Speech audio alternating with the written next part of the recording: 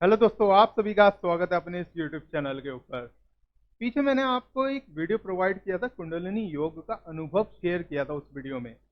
अब उसके ऊपर मैंने कमेंट्स देखे, अजीबो गरीब कमेंट्स हैं, अजीबो प्रकार की इच्छाएं लेकर बैठे हुए हैं कुंडलिनी के साथ में कि सर, गुरुजी अनेक नामों से पुकारते हैं कि मुझे कुंडलिनी जागृत करनी है और कुंडलिनी जागृत करके मैं ये करूंगा वो करूंगा। जब मैंने इच्छाएं पूछी तो वो अपने आप को सोच रहे हैं कि कुंडलिनी शक्ति से वह सुपरमैन बैटमैन बन जाएंगे, उड़ने लगेंगे, शक्तिमान बन जाएंगे, घूमने लगेंगे। सब भ्रामक बातें हैं ये सारी की सारी। आप टीवी सीरियल्स, कार्टून्स, एनिमेशन में ना उलझें। ये काल्पनिक चीजें हैं जो कि हमने अपनी कल्पना से रूपांतरित की है चित्रों के रूप में, ताकि मनोरंजन हो। कभी कभी कुछ सार समझाना हो तो जल्दी समझ में नहीं आता, तो चित्रों के रूप से हम सार को समझवाते हैं। लेकिन है तो यह काल्पनिक। अब टीवी है, बिजली गई, शक्ति गई, चित्र नहीं बना सकते। तो आपको पहले तो यही समझना है कि कुंडलिनी कोई मजाक नहीं है जो आप इस रास्ते पर चल पड़े सिर्फ अट्रैक्शन के नाते, आकर्षित हो गए, किसी को सुना, है ना, किसी को देखा, मेरे को भी करना है। देखिए, कुंडलिनी शक्ति बहुत ही अलग प्रकार की प्रक्रिया है जिसमें आत्म और परमात्मा तक पहुंचने की है। और ये आसान नहीं है। अपने चक्रों को बैलेंस करके, यह चक्र होते हैं नहीं होते, अभी तो हजारों लोग इसी में ही कंफ्यूज हैं। उनको समझ में ही नहीं आता, क्योंकि वह भौतिक रूप से इस चीज को देख रहे होते हैं कि भौतिक रूप से मुझे दिखेगा तो यकीन मानूंगा। और जबकि आप देखें, जो तस्वीर कल्पना आपके अंदर चल रही है, क्या ये भौतिक है? नहीं। लेकिन हम इसको रूपांतरित कर सकते हैं। रूपांतरित कैसे करेंगे? कोई चीज पकड़ेंगे, उसको आकृति दे देंगे, जैसे देवी देवताओं को आकृति दी गई। कार्टून्स बना देंगे, अपनी कल्पनाओं से हम चित्रकारी, क्रिएटिविटी जिसको बोलते हैं, ये वो कल्पना ही है जिससे हम सब कुछ प्रकट करते हैं। यहाँ पर कल्पना से आग का आविष्कार हुआ, लेकिन आग क्या नहीं थी सर्वत्र व्याप्त थी हर जगह। तो आप जितना भी ये ज्ञान है, पहले तो इसको शुद्ध कीजिए, कल्पना से बाहर निकलिए, पहले कल्पना को समझिए कि कल्पना क्या होती है। अब देखिए, ये तो अलग विषय था। अब मैं आपको सावधान कर दूं कि इसको कोई वैसा गेम ना समझें कि कुंडलिनी में बैठ जाते हैं हम और सिर्फ ये रिलैक्सेशन का ही एक माध्यम है। और आपके अंदर इच्छाएं तो भरी हुई हैं कि मुझे ये करना है वो करना है। अब देखो, आपको ध्यान रखना है कि कुंडलिनी के मार्ग पे वो आदमी तो बिल्कुल भी ना जाए जो पहले ही अपने आप ही बहुत कंफ्यूज है, ओवर थिंकर है, ज्यादा सोचने वाला, ज्यादा कल्पना करने वाला और घबराने वाला, जिसको बेचैनी रहती है हर वक्त, वो हल्की हल्की बातों से भी घबराता रहता है, जिसको मृत्यु का भय हो, वह इस रास्ते पर नहीं उतर सकता और गलती करनी भी नहीं चाहिए ऐसे व्यक्ति को। तो आप इस बात में संभल कर रहना कि यदि आपने कुंडलिनी जागरण एक बार शुरू कर दिया और ये उठनी शुरू हो गई, तो ये रुकेगी नहीं और ये भेदन करती चले जाएगी। लेकिन क्योंकि आपको इतना नहीं पता था कि मेरे साथ अब क्या होने वाला है, और यह फैलने लग जाएगी, इधर उधर भटक जाएगी। ये भटकी ना, तो आप भटक गए।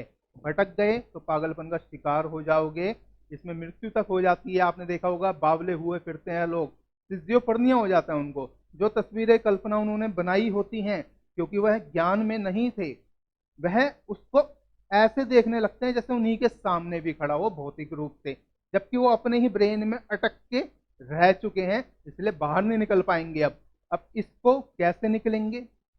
आप सोच के देखिए, ये कोई मजाक नहीं है। अपने माइंड से आप पीछे जाने की बात कर रहे हो, अभी तो मन को ही नहीं समझे, मन के साथ ही बंधे हुए हैं। ये मन ही तो माया कर रहा है, रच रहा है। तो समझो, बहुत सारी चीजें ऐसी समझनी है। बिना ज्ञान के आपको इस रास्ते पर नहीं निकलना है, बिना तैयारी के बिल्कुल भी नहीं निकलना है। तैयारी कैसी? पहले आपको बहुत सारी चीजों को समझना पड़ेगा, ज्ञान का मंथन करना पड़ेगा। एक कहानी हमने सुनी, चित्रों के रूप में बना दी, राक्षस देवता, और बीच में एक है जिसको निचोड़ा जा रहा है, जिसको हम चर्निंग, मंथन बोलते हैं। फिर उसमें से कोई चीज प्रकट हो रही है, उसमें से जहर भी प्रकट हो रहा है, जिसको विष बोलते हैं, वो परमात्मा ने ले लिया। और अमृत प्रकट हो रहा है, वो देवताओं में बांट दिया गया। तो क्या ये मंथन वैसे है जो चित्रों में देख रहे हैं, कोई आसमान में खड़ा होकर कर रहा है?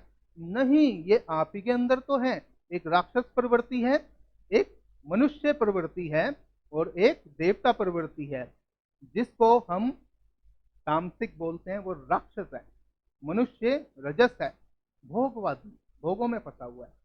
देवत्व हासिल करना यानी जो सतगुण है उस तक पहुंचना। और जब आप पहुंचे उसके बाद आपकी शुद्धि हो और ऐसे ही उस कुंडलिनी का जागरण हो, तो आपको पूर्ण सात्विक बनना है। यदि आपने मांस भक्षण किया है, मैं देखता हूं मुझसे इतने लोग बात करते हैं, 60-60 वर्ष के हो चुके हैं, 70-70 वर्ष हो चुके हैं उनको आयु में, काफी बड़े हैं, साधनाएं भी कर रहे हैं, लेकिन मांस भक्षण नहीं छोड़ते। जितना ही समझा लो उनको, क्योंकि नकारात्मकता का रास्ता पकड़ा, समझने ही नहीं देगी। अब आपको एक चीज ध्यान रखनी है, जो हम खाते हैं वैसे ही हो जाते हैं, और वैसे ही चेतना भी काम करने लगती है।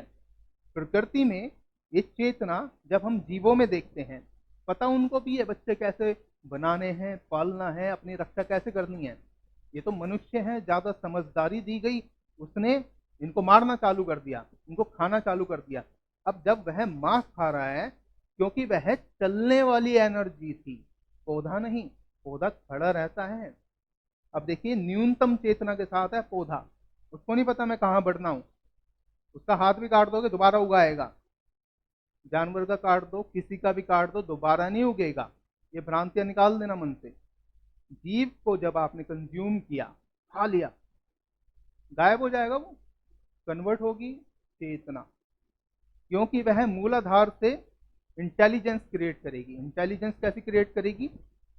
जानवर की चेतना आपने अपनी चेतना के साथ जोड़ ली, यानी आपने कहीं ना कहीं प्रकृति के नियम में भी बाधा डाली है। साइंस वाइंस ये सब तर्क वितर्क कुतर्क सब छोड़ दो, सीधा देखो कि क्या मैं सही कर रहा हूं। किसी चलने वाले जीव को, मछली को मारकर, पकाकर, पशु पक्षी जो भी हैं इनको खा जाते हैं।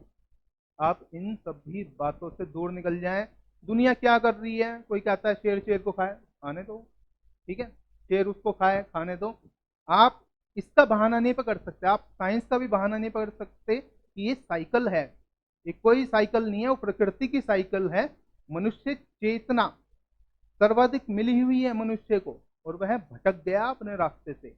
जीवों के प्रति दयावान बनना है। जो भी मांस भक्षण किया है छोड़ देना, परमात्मा से माफी मांग लो, और आइंदा से कभी भी ऐसा मत करना, नहीं तो कोई आयाम नहीं उठने वाला।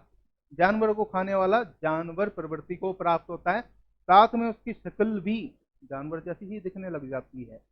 इसलिए इन सब बातों से निकलकर अपने पर ध्यान देना है। दुनिया क्या कर रही है क्या नहीं, इनसे राग द्वेष हटाओ। कर रहे हैं, धीरे धीरे सभी में चेतना चलती है, उनको समझ में आता है, किसी को देर सवेर। लेकिन यदि आप इस मार्ग पे आना चाहते हैं, कुंडलिनी मार्ग पर, मांस भक्षण छोड़ना है, मादक द्रव्य जितने भी पदार्थ हैं मादक, सब छोड़ देने हैं, क्योंकि ये चेतना का स्तर डाउन करेंगे, क्योंकि ये बेहोशी लाते हैं। बेहोशी लाएंगे तो फिर इसको कॉन्शियसनेस के लेवल का जो भी हमारा डायमेंशन है, इसको कैसे रेज करोगे? आप नहीं कर पाओगे, ना कभी समझ पाओगे, यदि आप ऐसी हे वायर यानी भटकाव में चलते रहे। तो पूर्ण रूप से सात्विक हो जाना है, दयावान बनना है, सारे पशु पक्षियों जितना भी जीव है सभी के प्रति इनकी सेवा भी करनी है, मदद भी करनी है। तो देखिए, प्रकृति आप ही हो, प्रकृति के हाथ हो आप, और वही काम आपको करना है। अब देखिए, इसके अंदर और बताता हूं मैं आपको कि योग्य गुरु की तलाश करनी है आपने, उसके सानिध्य को अपनाना है। और यह बहुत जरूरी है, क्योंकि कुंडलिनी की यात्रा में यदि आप निकले और बेहोश हो गए किसी रास्ते पर, झटका खा गए, घबरा गए, तो उसमें बेहोशी में उठाएगा कौन आपको? आपका गुरु ही उठाएगा। तो इसलिए आप किसी योग्य गुरु के सानिध्य में ही रहकर इस प्रक्रिया को आरंभ करना। अब चलिए मैं शुरुआती विधि बताता हूँ आपको। पूर्ण सात्विक होके चलना है, अपने मन की शुद्धि करनी है, हर तरह से शरीर की शुद्धि करनी है, क्योंकि इसमें से अब ये जो भी विष इकट्ठा कर लिया है, ये दूसरी चेतनाएं सारी निकाल देनी है। अपनी चेतना पर आओ और उस परमात्मा से कनेक्ट होना है। आपने कनेक्शन जब स्थापित हो गया तो कुंडलिनी खुद ही अपने सीधे रास्ते पर चलेगी। अब देखिए इसके अंदर पहली विधि त्राटक। त्राटक होता है किसी को एक टक देखना, किसी भी पॉइंट को। वो पॉइंट दीवार पे भी आप लगा सकते हैं और आंखों की सीध में दूरी बना के बैठ जाएं, उसको देखते जाएं। ये प्रक्रिया 3 से 4 महीने आपको लगातार करनी है। शुरुआती दौर में 5-5 मिनट 3 बार दीजिए दिन में। ऐसे फिर धीरे धीरे आपको घबराहट कम हो, क्योंकि इसमें क्या होगा, पहले तो कंसंट्रेशन में दिक्कत होगी, आंखें टिकाने में दिक्कत होगी, कभी आंखें हिलेंगी, इधर उधर चले आएंगी। लेकिन जब आप बिल्कुल सेंटर में देख लेंगे तो ये 30 मिनट तक जब पहुंच जाएंगे, 40 मिनट तक, तो ये सब कुछ विलुप्त हो चुका होगा। फिर एक कुछ बचा होगा जो मैं आने वाले वीडियोस में बताऊंगा।